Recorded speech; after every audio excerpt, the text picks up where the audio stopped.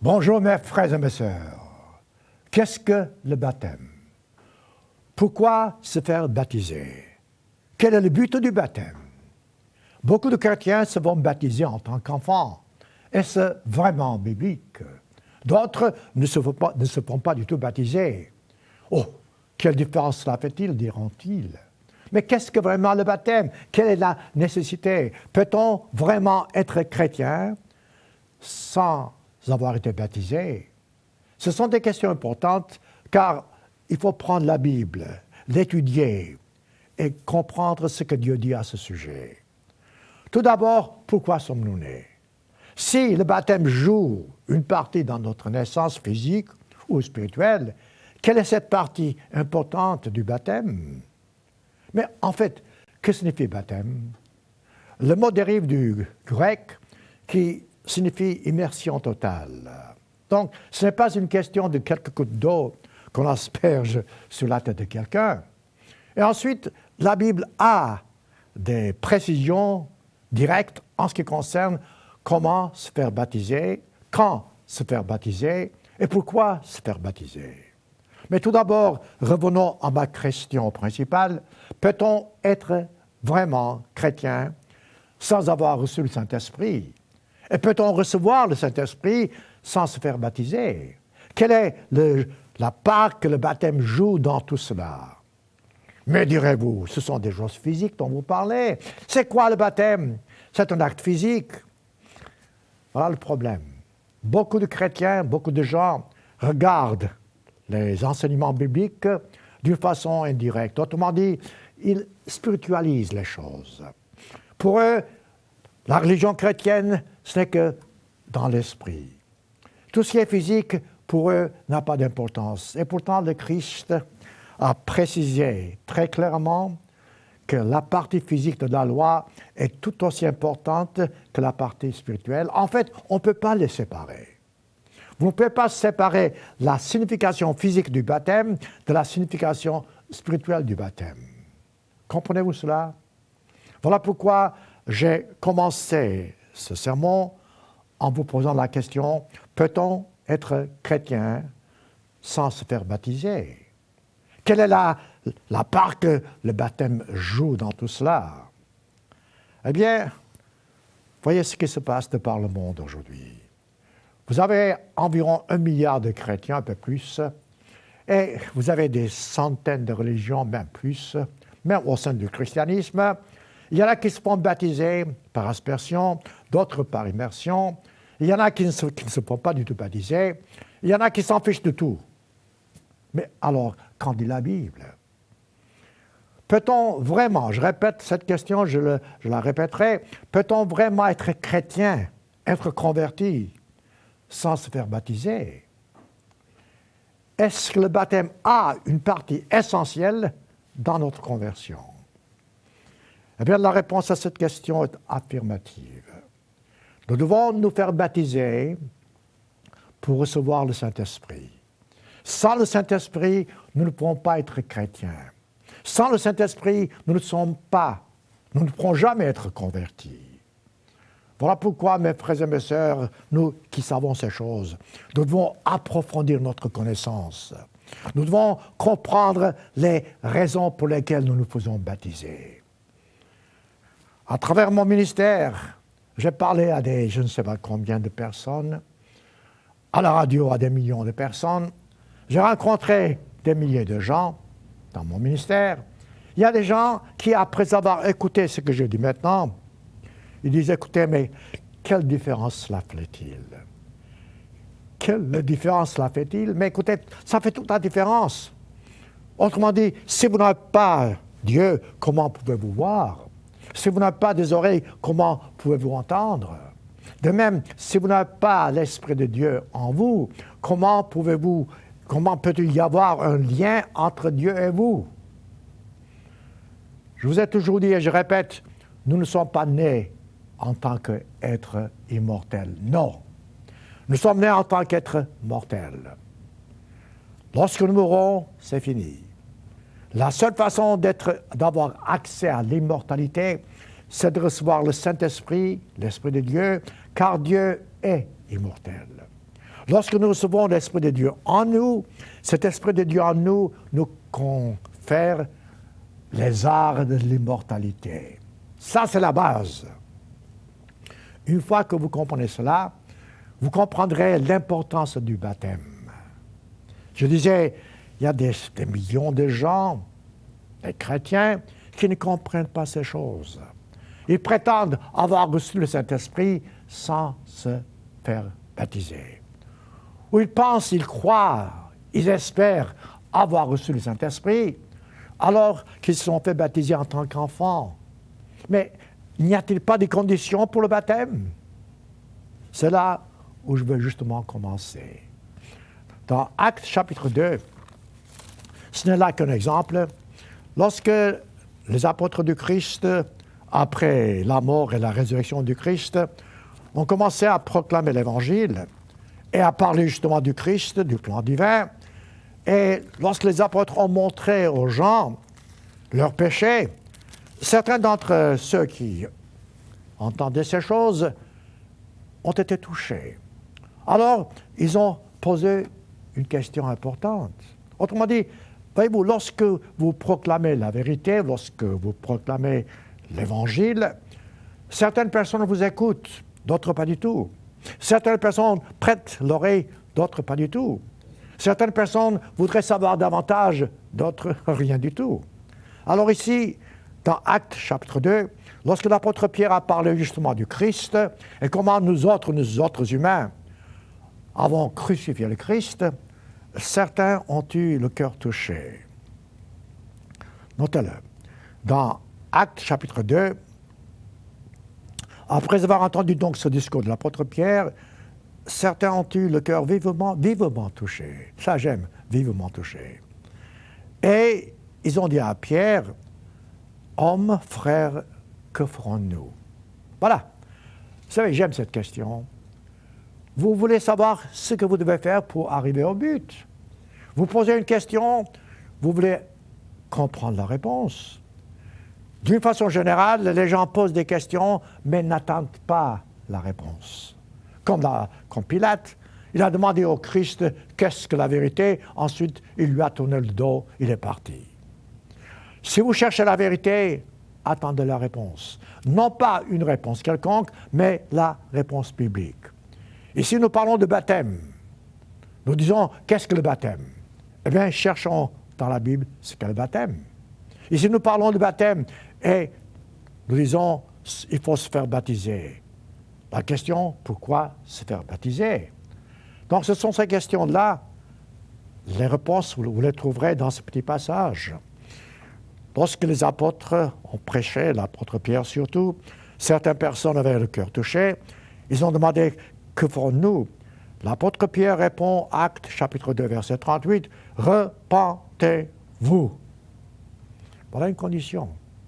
Autrement dit, si vous ne vous repentez pas, vous n'avez pas fait votre part en ce qui concerne le baptême. Mes frères et mes sœurs, ça c'est important. Il faut se repentir sincèrement, sérieusement pour comprendre ce que c'est que le baptême. Ensuite, il faut se repentir sincèrement et sérieusement avant de recevoir le Saint-Esprit. Et puis Pierre continue, que chacun de vous soit baptisé, d'abord repentez-vous et que chacun de vous soit baptisé au nom de Jésus-Christ pour le pardon de vos péchés et vous recevrez le don du Saint-Esprit. Voilà un simple verset qui vous donne d'abord les conditions nécessaires au salut, ou bien au baptême, ou bien pour recevoir le Saint-Esprit. Ensuite, comment progresser, voyez-vous. Mais laissez-moi d'abord expliquer ce que c'est que le repentir. Un petit enfant de quelques jours, de quelques semaines, de quelques mois, peut-il se repentir? Mais qu'est-ce que c'est que le repentir en ce qui concerne le petit enfant? En fait, je dirais, qu'est-ce que c'est que le repentir en ce qui concerne beaucoup d'adultes? Beaucoup d'adultes ne savent pas ce que c'est que le repentir. Certes, ils vont à l'église, ils confessent leurs péchés, ensuite le lendemain, ils recommencent. Ça, ce n'est pas le repentir. Le repentir n'est pas par les lèvres seulement. Le repentir doit venir du cœur. Le repentir signifie j'ai commis un péché, je m'en repens. Autrement dit, je cesse de le répéter. Autrement dit, je ne vais plus pécher. Qu'est-ce que c'est que le péché? Le péché, c'est la transgression des lois. Voyez-vous, mes frères et mes sœurs, je tâche de simplifier les choses. Chaque fois que vous transgressez une loi quelconque, vous commettez une transgression, évidemment, et bibliquement parlant, vous commettez un péché. Chaque fois que vous transgressez une loi divine, vous commettez un péché. Vous devez vous en repentir afin que Dieu vous pardonne, mais vous en repentir signifie ne plus volontairement répéter ce péché. Commencez-vous à comprendre. Voilà pourquoi beaucoup de gens se font baptiser même après s'être repentis et n'ont pas vraiment l'Esprit de Dieu parce que leur repentir n'est pas sincère. Si vous répétez une faute alors que vous savez qu'il ne faut pas, vous n'avez pas vraiment compris ce que c'est que le repentir. Mais pour répondre à la première question, un enfant ne sait pas ce que c'est que le repentir. Donc, le baptême n'est pas pour les enfants. C'est pour les adultes. Vous direz, mais qu'entendez-vous par adulte? Ce que j'entends par adulte, c'est simple.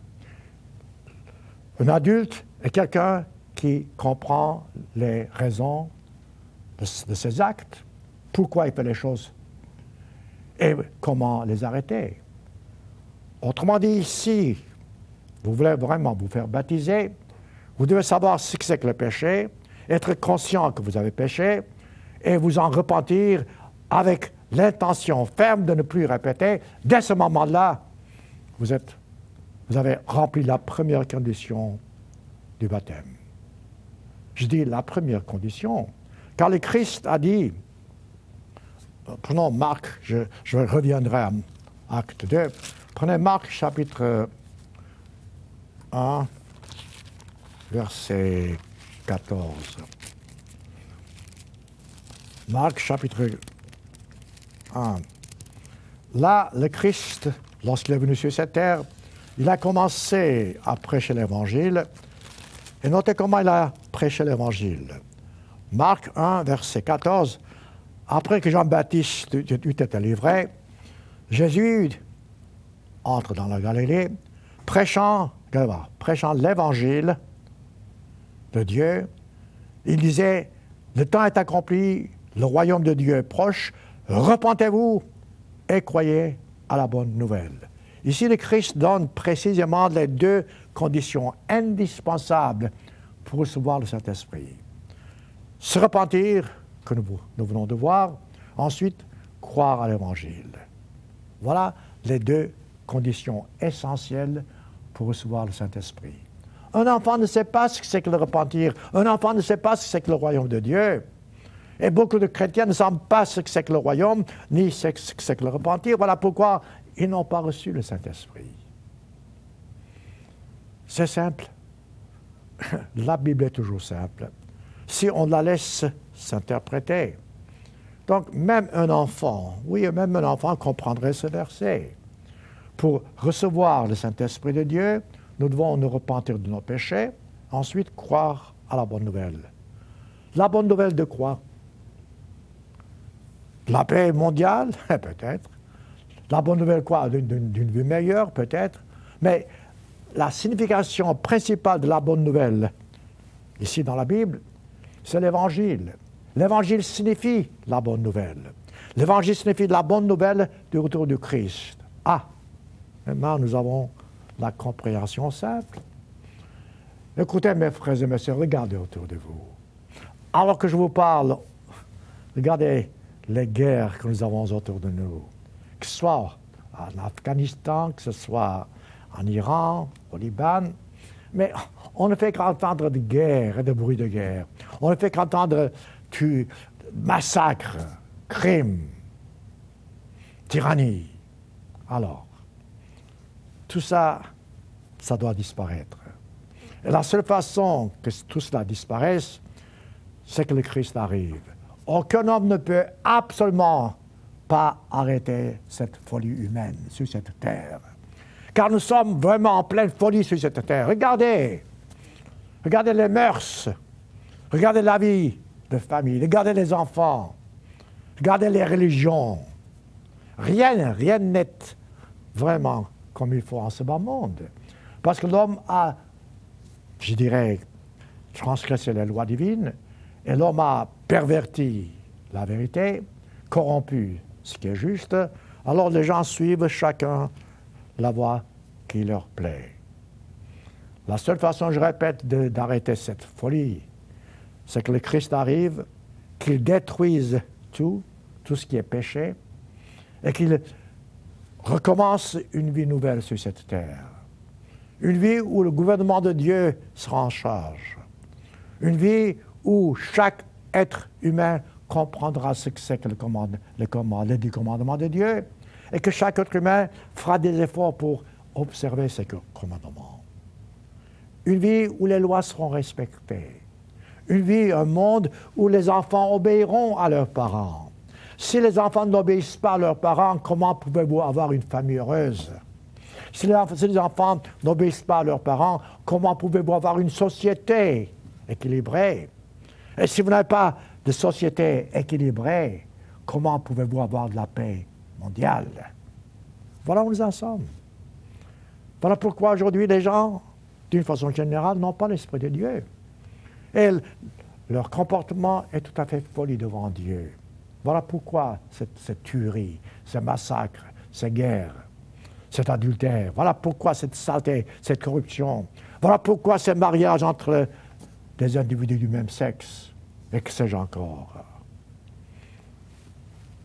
Voyez-vous, dans un seul verset de Christ a dit dans Marc chapitre 1, comment devenir chrétien? Repentez-vous, autrement dit, arrêtez de transgresser les lois de Dieu et croyez à la bonne nouvelle, croyez à l'évangile du Christ, aux enseignements du Christ, aux enseignements de la Bible. Respectez la volonté de Dieu, vous êtes automatiquement sur la voie du christianisme, du vrai christianisme. Donc, en tant qu'adulte, vous vous faites baptiser. Maintenant, revenons à Actes chapitre 2, verset 37. Vous comprenez le tarif, ou bien le baptême, enfin le prix du baptême, pour ainsi dire. Donc, vous vous repentez de vos péchés et vous croyez à la bonne nouvelle, Acte 2, chapitre 37, et, comme Paul a dit, vous recevrez le Saint-Esprit. Il dit ça, cette promesse, verset 10, 39 maintenant, Acte chapitre 2, verset 39. Car la promesse, dit-il, est pour vous et pour vos enfants. Et il dit pour tous les hommes, pour tous ceux qui sont au loin. Autrement dit, ce n'est pas une promesse qui a été donnée à ceux qui étaient à l'époque avec Paul et avec Pierre et les autres, et qui leur parlaient. Non, cette promesse de se repentir, et ensuite donc de recevoir le Saint-Esprit, c'est pour tous. Qui sont ici, qui sont au loin, aussi grand comme le nombre de que ce soit. Et, il dit par plusieurs autres, dit-il parole, Pierre les a conjurés, les a exhortés, en disant, sauvez-vous de cette génération perverse. Vous savez, mes frères et mes sœurs, on peut dire exactement la même chose aujourd'hui. Sauvez-vous de cette génération perverse. Regardez autour de vous. Y a-t-il un endroit, vraiment, où vous voudriez être et vivre en paix, avoir l'esprit tranquille, être confortable, de façon à ne pas vous soucier de quoi que ce soit. Le moment viendra, le jour viendra, où nous aurons ce genre de monde. Et ça, ce sera lorsque le Christ viendra sur cette terre. Revenons maintenant à Romains chapitre 6. On parle de baptême, car le baptême est indispensable, je le répète, pour être véritablement chrétien. Vous direz, mais est-ce que Dieu a vraiment besoin de nous demander de nous faire baptiser? Est-ce qu'on ne peut pas recevoir le Saint-Esprit sans cet acte physique de se faire baptiser? Eh bien, la raison pour laquelle Dieu veut que nous nous fassions baptiser, parce qu'il y a une leçon qu'il veut que nous apprenions. Souvent, lorsque vous avez un exemple devant vous, par l'exemple, vous pouvez mieux comprendre, mieux apprendre, mieux vous souvenir de quelque chose. Alors ici, Paul explique. D'abord, prenez Romains chapitre 5. Je prends au milieu d'une idée, mais extrêmement important, car lorsque vous comprenez ici, dans Romains chapitre 5, versets 18 à 21, ce que l'apôtre Paul dit, vous comprendrez exactement la raison pour laquelle nous sommes nés, et pourquoi nous sommes nés, et pourquoi Dieu s'attend de la part de nous, ce qu'il attend de nous. Notez-le. Romains chapitre 5, verset 18. Ainsi donc, comme par une seule offense, la condamnation a atteint tous les hommes. De quoi est-ce qu'on parle? On parle du premier homme, Adam. Beaucoup de gens disent, mais Adam a péché et nous sommes punis à cause d'Adam. Non, nous ne sommes pas punis à cause d'Adam. Adam a ouvert la voie du péché, si vous voulez, sous l'inspiration satanique. Mais nous avons tous péché. Comme l'apôtre Paul dit dans Romains 3, tous les hommes ont péché. Tous les hommes sont pécheurs. Donc, ne dites pas c'est la faute à Adam. Adam a commencé, mais bon, disons que c'est par Adam que ça a commencé, comme l'apôtre Paul dit ici. Donc, comme par une seule offense, dit-il, la condamnation a atteint tous les hommes, de même, verset 18, Romains 5, de même, et ça c'est important, voyez-vous, par un seul acte de justice, maintenant c'est le Christ. La justification qui donne la vie s'étend à tous les hommes. Bon, c'est Adam qui a été coupable, supposons, mais le Christ a fait de sorte que la part d'Adam s'efface, et ce que Adam a pu commettre d'une façon générale, le Christ commet d'une autre façon pour que sa grâce abonde. Grâce, c'est quoi? Grâce, c'est pardon. Donc le Christ, par sa mort, a pardonné les péchés. Ensuite, je répète, verset 19, « Car, dit-il, comme par la désobéissance d'un seul homme, beaucoup ont été rendus plusieurs pécheurs. » On parle d'Adam maintenant. De même, par l'obéissance d'un seul, du Christ, beaucoup seront rendus justes. Voilà. Voyez-vous, d'une part c'est Adam, d'autre part c'est le Christ. C'est très simple. Et de même, dit-il, par l'obéissance donc d'un seul, beaucoup seront rendus justes. Or, la loi est intervenue pour que l'offense abondât, mais là où le péché a abondé, la grâce a surabondé. Ça veut dire quoi? Par la grâce du Christ, par ce sacrifice, nos péchés sont pardonnés quels qu'ils soient, mais nous devons nous en repentir et non pas les répéter. Et, pour terminer ce chapitre, il dit, ainsi dit-il, comme le péché a régné par la mort, la grâce règne par le Christ. Pour la vie éternelle. Ah, la vie éternelle. Voilà encore une autre révélation biblique. Nous ne sommes pas nés, je répète, en tant qu'êtres immortels. Nous sommes des êtres mortels. Nous serons immortels lorsque nous recevons le Saint-Esprit de Dieu en nous. Et le Saint-Esprit en nous confère les arts de l'immortalité. Après cela, l'apôtre Paul explique dans Romains chapitre 6 ce qu'est le baptême et la raison pour laquelle nous nous faisons baptiser. Voilà la raison pour laquelle quelques gouttes d'eau sur la tête d'un enfant, mettons, ou d'un adulte, ne valent rien, parce que le baptême a une signification spéciale. Notez-le. Que dirons-nous, dit-il, après avoir dit que nous sommes sous la grâce? Demeurions-nous dans le péché afin que la grâce abonde? Non, loin de là. Nous qui sommes morts au péché, voilà. Voilà le secret. Si vous vous faites baptiser, vous faites mort au péché. Parce que le baptême, c'est votre immersion totale sous l'eau. Lorsque vous êtes noyé, vous êtes mort. De la même façon, les péchés qui sont enterrés avec vous, bien ensevelis, c'est mort, c'est fini. Nous sommes morts au péché. Comment vivrions-nous encore dans le péché? Ensuite, Paul explique, verset 3, « Ignorez-vous, dit-il, que nous tous qui avons été baptisés en Jésus-Christ, là encore un autre secret. Vous n'êtes pas baptisé dans une église. Vous n'êtes pas baptisé à une société quelconque. Le vrai baptême, c'est en Jésus-Christ. Nous sommes baptisés en Jésus-Christ. Nous sommes baptisés, dit-il, ceux qui sont baptisés en Jésus-Christ, c'est en sa mort. Autrement dit, le Christ est mort pour nos péchés, donc nous devons aussi mourir, nous, pour ce que nous appelons péché. Avant d'être baptisés, nous avons, dit-il, verset 4, nous avons donc été ensevelis avec le Christ par le baptême en sa mort. Tâchez de comprendre. Prenez le temps de réfléchir, de méditer, afin que, dit-il, comme Christ est ressuscité. Voyez-vous, le Christ a pris sur nous nos péchés. Il est mort.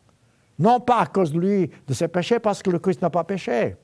Il a pris tous nos péchés, il est mort pour nos péchés, donc ces péchés doivent aussi mourir, être ensevelis avec lui. Ici, l'apôtre Paul dit, comme le Christ donc est ressuscité, donc est sorti de ses péchés, laissant les péchés de l'humanité ensevelir dans l'eau, si vous voulez. De même, dit-il, nous aussi, nous marchons en nouveauté de vie.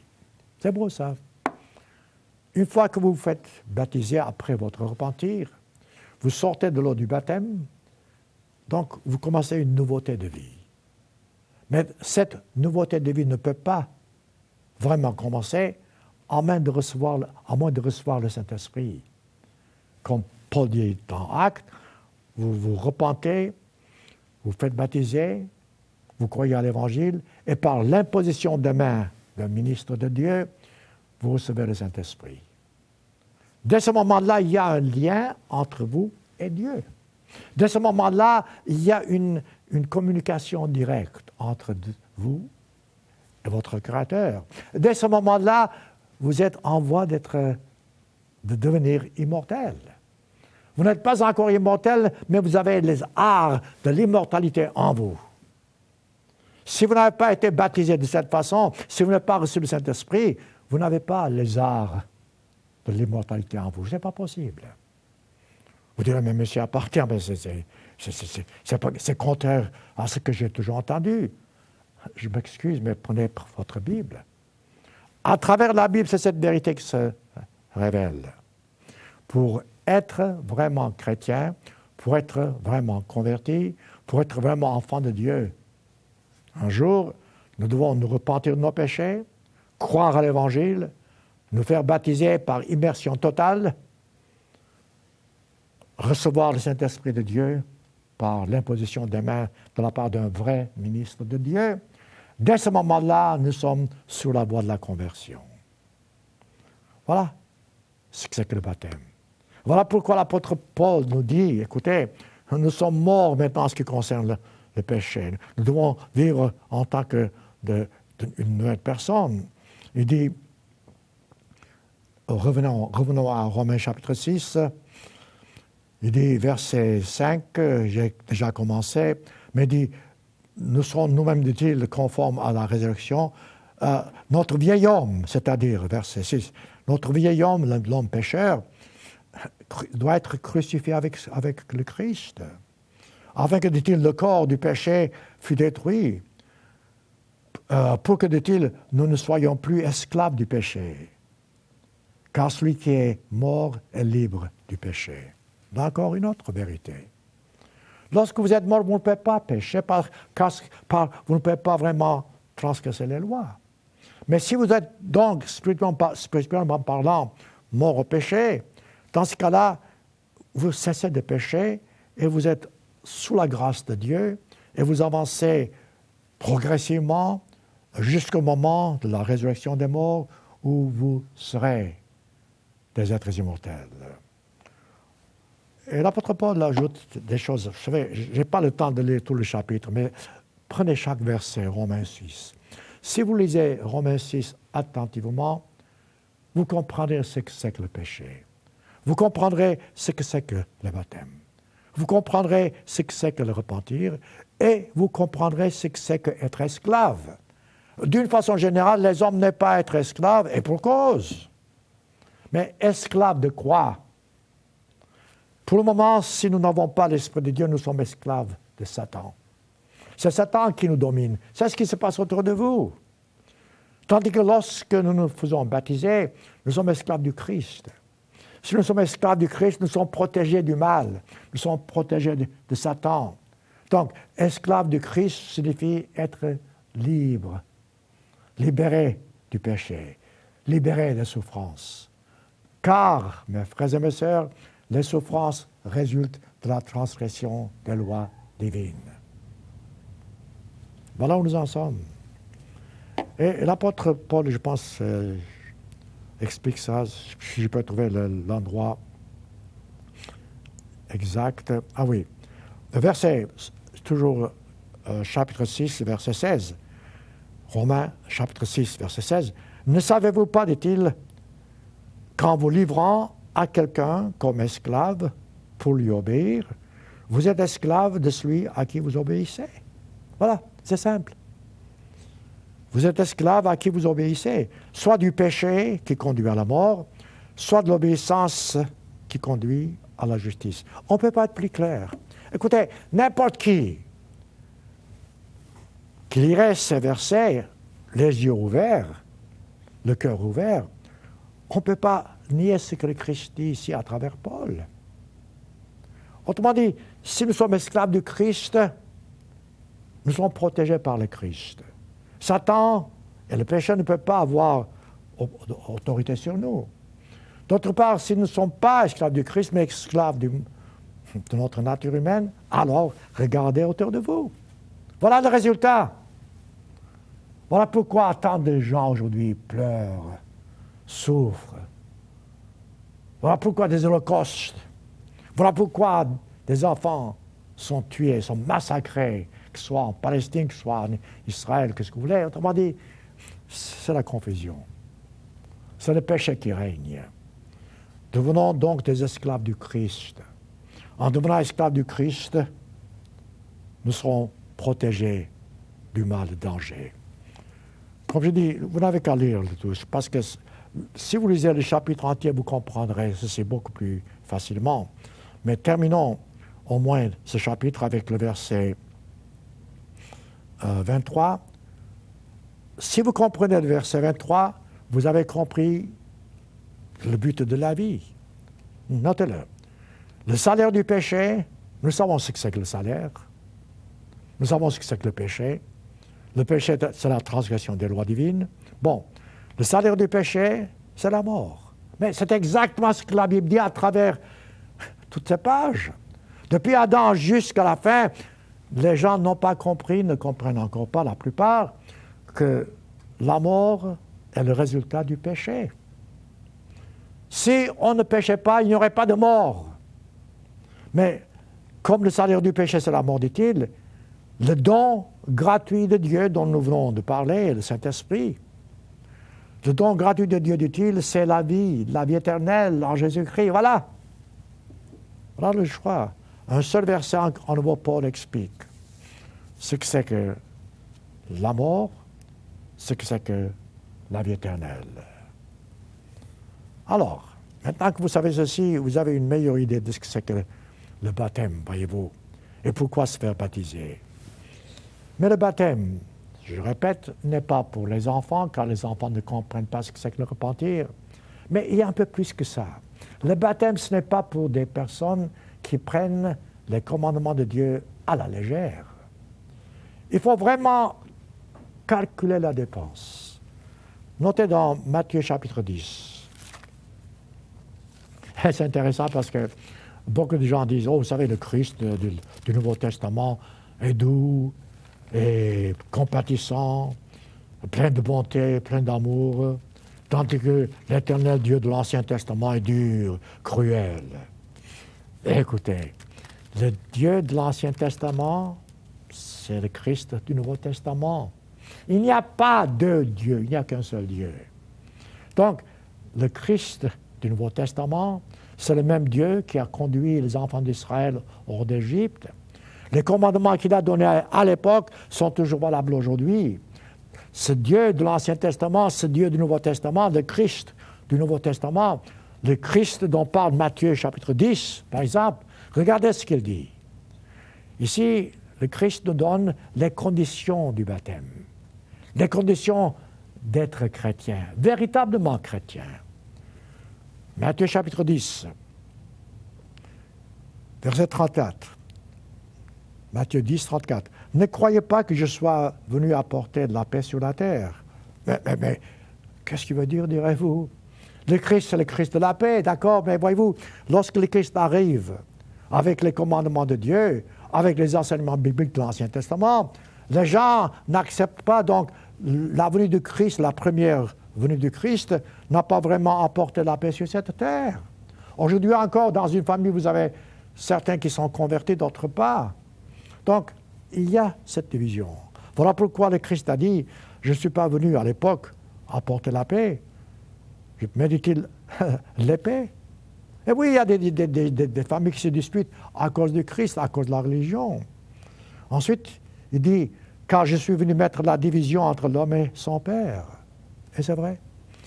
Moi, je peux être converti, moi, je peux être croyant, moi, je peux être vraiment chrétien, je peux avoir reçu le Saint-Esprit, peut-être mes enfants, ou bien ma femme, ou bien mon père, ne feraient pas de même. Voilà pourquoi nous aurons donc en famille des disputes. Je sais, il ne faut pas qu'il en soit ainsi, mais nous sommes tous des êtres charnels. Voilà pourquoi le Christ a dit, n'est-ce pas, il dit, je suis venu donc apporter la paix, mais non pas la paix, mais la paix. Je suis venu mettre la division entre l'homme et son père, la fille et sa mère, la belle-fille, la belle-mère. Et l'homme aura pour ennemi des gens, les gens de sa maison. Il y a tellement de familles, vous savez, et j'en suis conscient car de par la vocation que j'ai, de visiter les gens, de parler aux gens, d'expliquer la Bible, je vois des familles divisées. Avant-hier encore, j'ai reçu une lettre, vous savez, ça vous déchire le cœur. C'est une femme qui a écrit. Une femme qui dit, Monsieur Appartient, je crois à la Bible.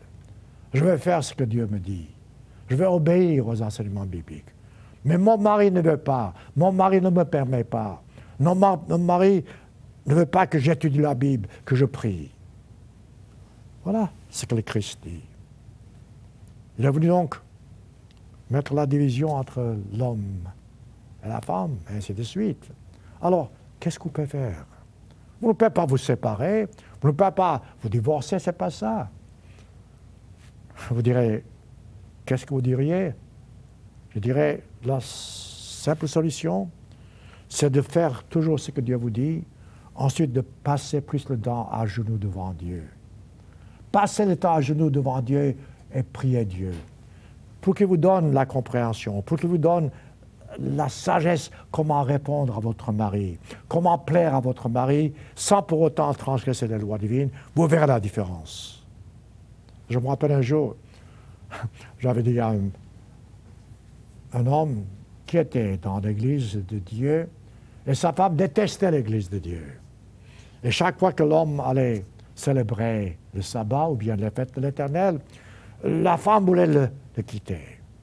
Il dit, Monsieur Appartient, je ne sais pas que faire. J'aime ma femme elle-même, mais c'est la bagarre entre nous toujours parce qu'elle ne veut pas que je sois chrétien. Vous savez ce que j'ai dit? Peut-être j'ai dit, lorsque vous allez à la fête, mettons pendant 7 jours, la fête du tabernacle, que la Bible recommande, je dis, envoyez chaque jour à votre épouse une douzaine de roses. Eh oui. En disant, écoute, tu me manques, je t'aime. Il se fait qu'elle ne reçoive pas ces roses de bon cœur, mais au moins faites ça, vous faites votre part. Il m'a dit plus tard, mais c'est un miracle. Ma femme d'abord m'a pris pour un fou, il dit, mais qu'est-ce qui te prend? Ensuite, quand elle a vu ces roses, cette douzaine de roses arriver chaque jour pendant 7 jours, elle dit, mais mon mari vraiment doit avoir une raison pour me garder. Et voyez-vous, c'est un petit geste. Mais de par ce geste, ils se sont fait la paix entre eux. Si vous êtes vraiment chrétien, vous demandez à Dieu la sagesse de savoir comment vous comporter avec votre conjoint qui n'est pas converti. Comment vous comporter avec les enfants qui ne comprennent pas, qui n'ont pas l'Esprit de Dieu. Demandez à Dieu la sagesse de savoir comment répondre aux questions. continue. Matthieu chapitre 6. Ensuite, le Christ a dit, verset 37, regardez bien, écoutez bien, lisez-le. Matthieu 10, 37. Celui qui aime son père ou sa mère plus que moi n'est pas digne de moi. Alors, on ne peut pas être chrétien. Celui qui aime son fils ou sa fille plus que moi n'est pas digne de moi. Donc, on ne peut pas vraiment être chrétien. Et ensuite, celui qui ne prend pas sa croix, ne me suit pas, n'est pas digne de moi. Et ça, c'est plus difficile. Vous souffrez, vous avez des problèmes, ça, c'est votre croix. Vous ne pouvez pas prendre la croix, donc, si vous ne pouvez pas vraiment continuer, vous n'êtes pas digne de Christ. Il dit, celui qui conservera sa vie perdra sa vie. Celui qui perdra sa vie à cause de moi la retrouvera. Alors, mes frères et mes sœurs, où en sommes-nous? Luc, vous savez, nous avons dans la Bible les 4 évangélistes, Matthieu, Marc, Luc et Jean. Chacun de ces évangélistes vous donne une partie des enseignements du Christ. Ces enseignements ne se contredisent pas. L'un ajoute une précision à ce que les autres disent. Ici, Luc prend le même verset, la même instruction du Christ, et explique encore un peu davantage. Notez-le. Luc 14. Ici, les mots grecs sont un peu différents.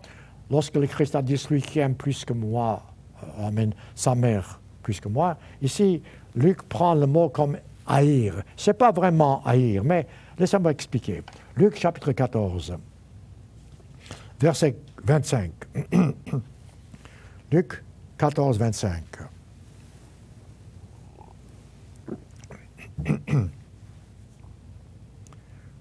De grandes foules faisaient route avec Jésus. Jésus se retourna et leur dit, « Si quelqu'un vient à moi, c'est la même chose que Matthieu chapitre 10, d'une façon différente de s'expliquer, qui est son père, c'est-à-dire qui aime moins son père, sa mère, sa femme, etc., ou même sa propre vie, n'est pas digne de moi. Bon, il ne peut pas être mon disciple.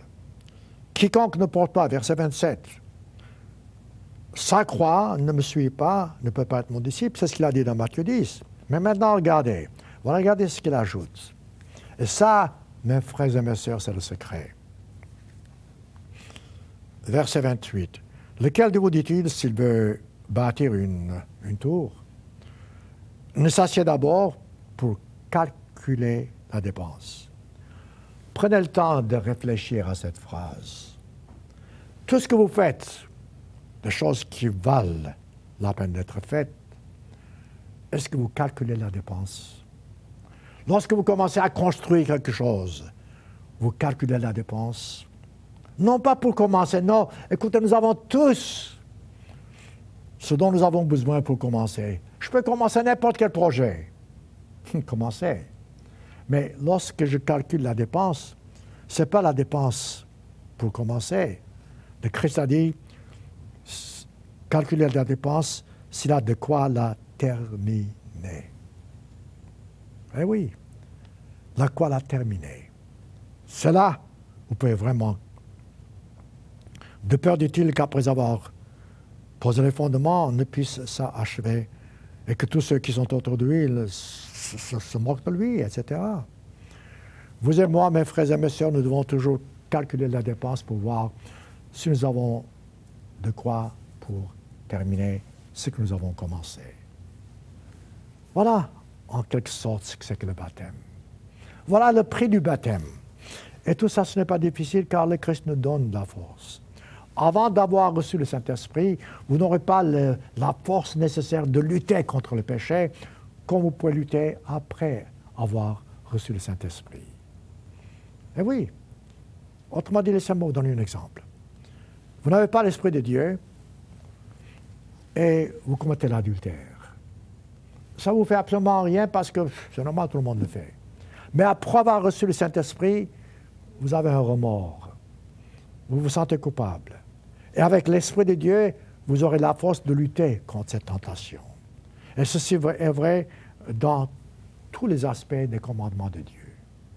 Dieu vous donnera la force dont vous avez besoin pour lutter contre tout péché. Ce n'est pas facile, je sais. Humainement parlant, nous nous laissons nous emporter par la convoitise.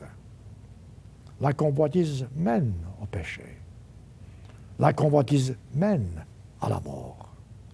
Mais si nous avons l'Esprit de Dieu, avec l'aide du Saint-Esprit, nous luttons. Lutter signifie faire quelque chose. Nous luttons et nous sortons victorieux. Alors, c'est ainsi que nous devenons chrétiens. Je vous ai posé au commencement de ce sermon, j'ai dit, qu'est-ce qu'un chrétien? Eh bien, un chrétien, c'est quelqu'un qui a reçu le Saint-Esprit et qui croit dans la grâce et la connaissance. Un chrétien est quelqu'un qui, après avoir reçu le Saint-Esprit, progresse, fait des efforts pour avancer.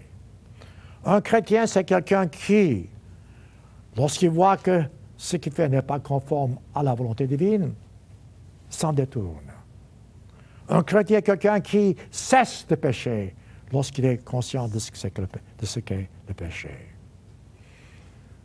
C'est dommage que les gens ne font pas attention à ces simples vérités. Revenons à Matthieu chapitre 10.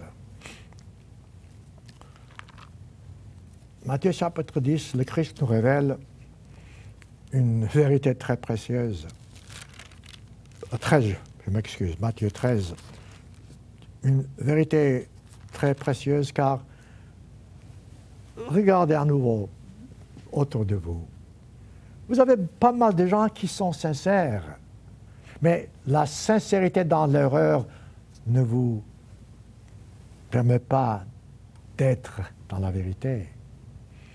La sincérité dans l'erreur demande un changement. Je répète, la sincérité dans l'erreur ne constitue pas la vérité.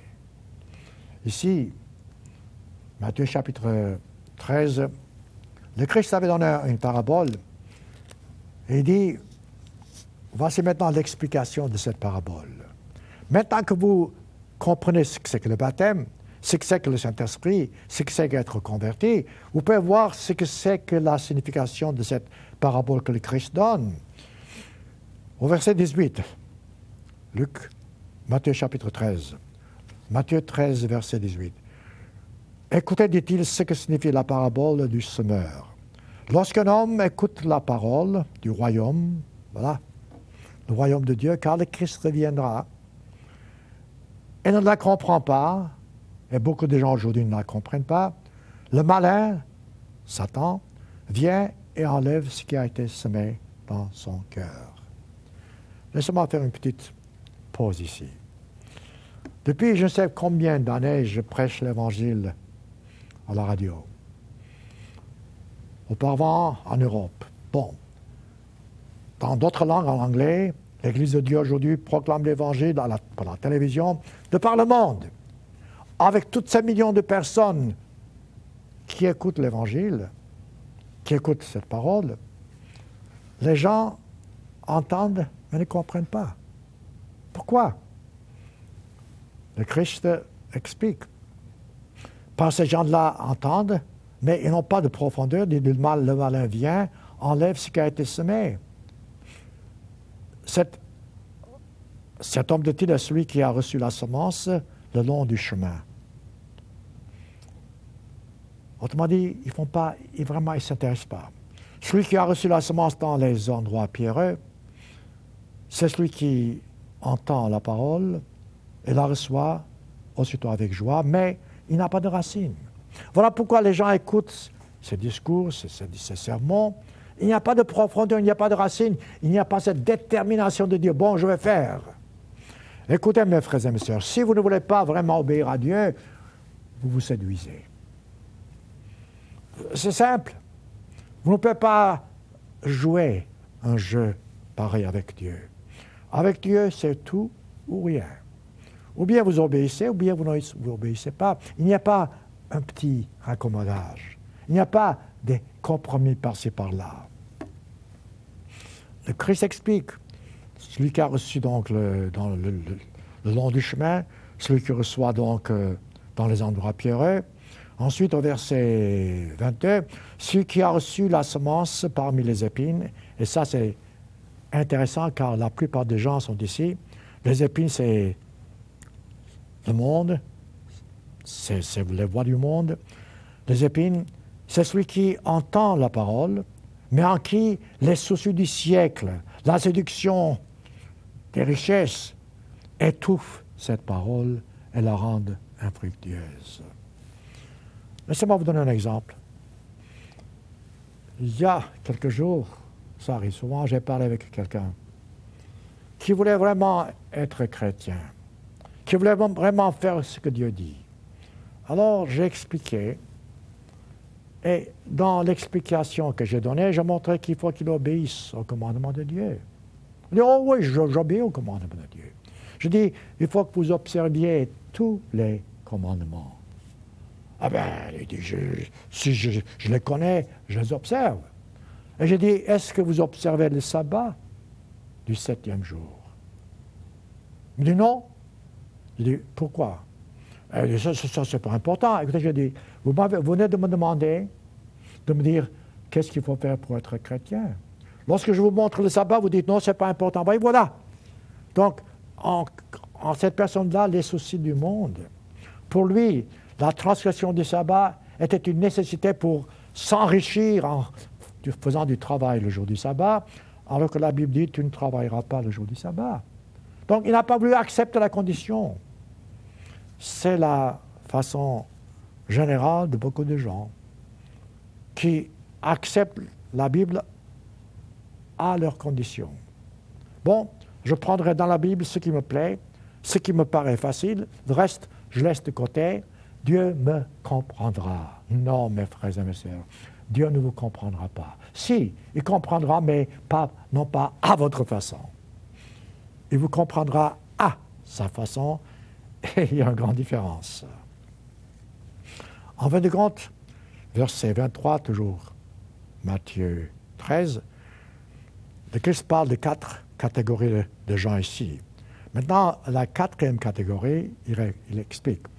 Verset 23, celui qui a reçu la semence, c'est-à-dire la parole de Dieu, la Bible, les enseignements bibliques, dans la bonne terre.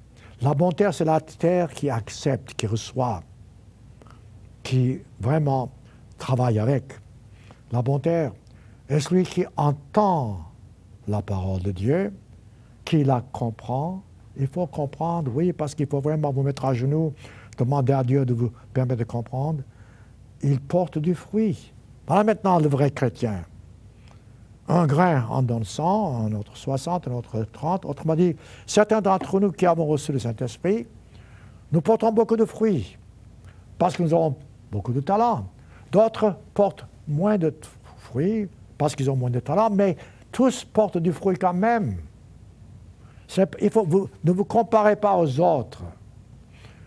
Ce que le Christ vous a donné, des talents limités, profitez-en, faites de votre mieux avec ces talents. Ce faisant, voyez-vous, vous qualifiez pour le royaume de Dieu. Cela vous explique en quelque sorte ce que c'est qu'un chrétien. Lorsque j'ai commencé ce sermon, je ne savais pas exactement comment j'allais me diriger. J'ai mis l'accent sur le baptême. J'ai mis l'accent sur l'attitude. Et avant de terminer encore maintenant, laissez-moi vous mettre l'accent sur le but de la vie. Car ça, c'est important. Nous sommes nés en tant qu'êtres humains et nous mourrons. Mais lorsque nous avons reçu le Saint-Esprit avant de mourir, lorsque nous travaillons avec le Saint-Esprit, lorsque nous avançons dans la croissance spirituelle, au moment de la résurrection des morts, nous serons transformés en êtres spirituels. Aujourd'hui, nous sommes des êtres mortels, nous sommes nés en tant qu'êtres immortels, mais nous sommes nés pour devenir un jour des êtres spirituels. C'est là le but de la vie. C'est là la bonté de Dieu. Laissez-moi prendre, je pense que l'idée m'est venue. Vous savez, avec moi, quand l'idée me vient, il faut que je puisse en profiter. J'ai pensé justement à ce que nous appelons une parabole du Christ. Matthieu, oui. Luc chapitre 10. Notez cette parabole du Christ. Ça va vous montrer le but de la vie. Ça va vous montrer la bonté de Dieu. Ça va vous montrer aussi comment les êtres humains se comportent. Ici, le Christ parle d'une famille. Et indirectement, on peut dire que c'est aussi l'exemple du Christ même. Il s'agit de Luc 15, je m'excuse. Je ne sais pas pourquoi j'ai dit Luc. Oui, Luc 15. Ce n'est pas l'enfant de la parole, c'est la parabole de l'enfant prodigue. Luc 15, verset 11. Le Christ dit encore, un homme avait 2 fils. Écoutez bien. Le plus jeune dit à son père, mon père, donne-moi de la part du bien qui doit me revenir. Et le père partagea son bien. Écoutez bien. Donc ici, vous avez 2 fils. Un des fils, le cadet, demande ce qui lui revient. Il n'avait pas la bonne attitude. Il gaspillait l'argent, donc il prend l'argent, peu de jours après, le plus jeune fils, donc, après avoir tout ramassé, part pour un pays éloigné. Il dissipe son bien, vivant dans la débauche. On ne peut pas être plus bas, voyez-vous. Il a vraiment gaspillé l'argent. Il a vécu avec des prostituées. Qu'est-ce qui se passe? Ici, le Christ, dans cette parabole, vous donne les résultats. Vous faites comme ça, qu'est-ce qui se passe? Eh bien, vous perdez tout. Lorsqu'il a tout perdu, lorsqu'il a tout dépensé, une grande famine revient dans le pays et cet enfant commence à se demander qu'est-ce qu'il va faire. Il voit qu'il n'a rien à manger, il ne peut même pas manger ce que les porcs mangent, et il se pose une question. Verset 17. Il dit, combien de mercenaires chez mon père ont du pain en abondance? Ah, maintenant qu'il a tout fait, ce qui est mauvais, tout d'un coup, il se rappelle son père. Il se rappelle la vie qu'il avait chez son père. Alors, il se pose une question. Verset 18. Luc 15. Je me lèverai, bon, une bonne décision. J'irai vers mon père, une bonne décision. Je lui dirai, mais maintenant il faut être sérieux. Mon père, dit-il, j'ai péché contre le ciel et contre toi. Voilà le repentir dont je vous parle. Parce que vous péchez contre Dieu. Il dit, je ne suis pas digne d'être appelé ton fils. Voilà la clé de son repentir. Cet enfant était sérieux. Après avoir vécu dans la débauche, tout d'un coup, il se rend compte qu'il n'est pas digne de son père. Il n'est pas digne d'être appelé fils de son père. Alors, qu'est-ce qu'il dit? Il dit, je ne suis pas digne d'être appelé ton fils. Traite-moi comme l'un de tes mercenaires. Comprenez-vous? Il s'abaisse maintenant. Voilà le repentir. Ça, c'est le vrai repentir. Vous savez, ce qui est intéressant, c'est que beaucoup de gens aujourd'hui, et même au sein de l'Église, ne comprennent pas ce que c'est que le pardon. Si quelqu'un vient auprès de vous, vers vous, et qu'il a fait quelque chose contre vous, si vous dites, écoute, je m'en repens, pardonne-moi, quelle est votre attitude? Est-ce que vous revenez sur les fautes commises? Est-ce que vous répétez, ah oui, tu as fait ceci ou cela? Si c'est le cas, vous ne savez pas ce que c'est que le pardon. Regardez l'exemple ici. Le père aurait pu dire à son fils, ah, mais écoute, mon fils, tu as pris l'argent, tu as gaspillé de l'argent. Non, il n'a pas dit ça, voyez-vous. Le père a pardonné tout d'un coup. Le père, même de loin, lorsqu'il voit le fils arriver, il se lève. Il va, ému de compassion, verset 10, verset 20. Et il va vers son fils, il dit, lorsqu'il voit son fils répète, j'ai dit, j'ai péché contre toi, contre le ciel, et je ne suis pas digne d'être ton fils. Quelle a été la réponse du père? C'est ça que je veux que vous compreniez. Le père n'est pas revenu sur les fautes de l'enfant. Le père ne l'a pas dit, écoute, tu as fait ceci ou cela. Le père a dit, écoutez, dit-il, apportez la plus belle robe. Tu es le meilleur veau. Mon fils qui était mort, il est maintenant vivant. Voyez-vous, mes frères et mes sœurs, c'est cette attitude dont nous avons besoin pour comprendre ce que c'est que le pardon, la miséricorde. Qui est-ce qui a questionné le retour de cet enfant? Son frère. Tandis que le père avait tout pardonné, lorsque le frère aîné arrive, la première chose que le frère aîné dit, mais pourquoi est-ce que mon frère est arrivé? Pourquoi est-ce que mon père le reçoit? Pourquoi, voyez-vous? Et puis ensuite, il commence à raconter, je ne sais pas. Ah oui, il dit, ton frère, voyez-vous, lorsqu'il se met en colère, verset 27, verset 28, et il dit à son père, écoute, tu donnes tout à mon frère, tu n'as rien fait pour moi, qui était un mensonge. Il dit, verset 29, je t'ai toujours servi, jamais transgressé ta loi, qui est un mensonge, parce que nous sommes tous pécheurs. Et quand ton fils, verset 30, voyez-vous, la façon de parler, et ça, c'est pas converti. Quand ton fils, il aurait pu dire quand mon frère, mais dit quand ton fils est arrivé, celui qui a mangé ton bien avec les prostituées, il se rappelle toujours les fautes de son frère. Et dit-il, tu le veau gras. Voilà la différence entre la vraie miséricorde et la miséricorde humaine. L'homme, d'une façon générale, ne sait pas pardonner. Nous revenons toujours sur les fautes de quelqu'un. Dieu, quand il pardonne, c'est fini. C'est pardonné. Voilà pourquoi je répète, mes frères et mes sœurs, tâchez de vous mettre en règle avec Dieu. Apprenez ce que c'est que le péché, ce que c'est que le pardon divin. Apprenez ce que c'est que se repentir et comment, après avoir reçu le Saint-Esprit de Dieu, comment marcher vers la vie éternelle. Dans Actes chapitre 5, encore une autre preuve, comment recevoir le Saint-Esprit. Actes chapitre 5, Paul dit, Pierre dit plutôt, je m'excuse, il dit, je prends juste un verset ici, verset 32, Actes 5, 32, nous sommes, nous, les apôtres, les disciples du Christ, témoins de ces choses, de même que le Saint-Esprit que Dieu a donné à ceux qui lui obéissent. Entendez-vous cette mise en garde? Le Saint-Esprit est donné à ceux qui lui obéissent.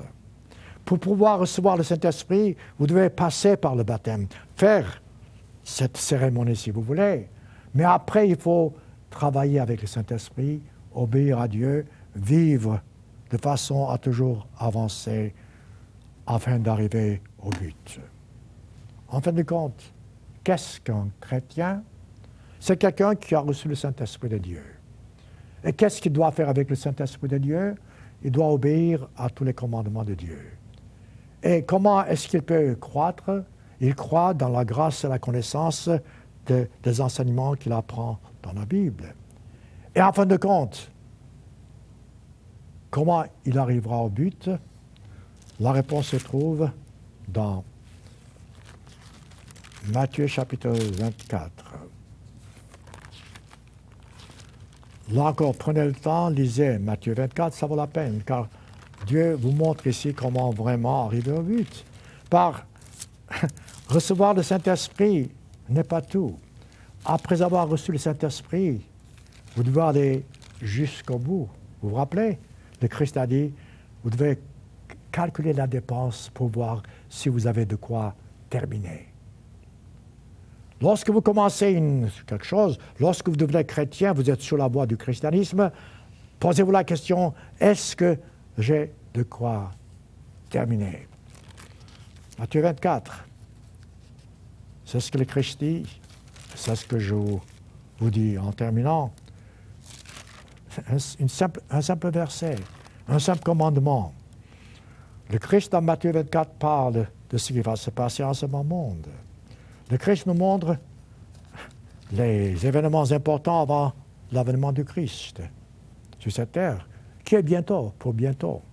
Et il dit, verset 13, Matthieu 24, verset 13, « Celui qui persévérera jusqu'à la fin sera sauvé. » Écoutez bien, celui qui persévérera jusqu'à la fin sera sauvé. C'est le prix du salut. Et le Christ nous donne la force pour arriver jusqu'au but, jusqu'au bout, je dirais, à cause du Saint-Esprit qu'il nous a donné. Soyez-en reconnaissants à Dieu et travaillez avec le Christ, qu'il soit lui votre maître, votre guide, votre enseignant, car Dieu vous aime. Il veut que vous soyez un jour avec lui dans son royaume en tant que ses enfants spirituels.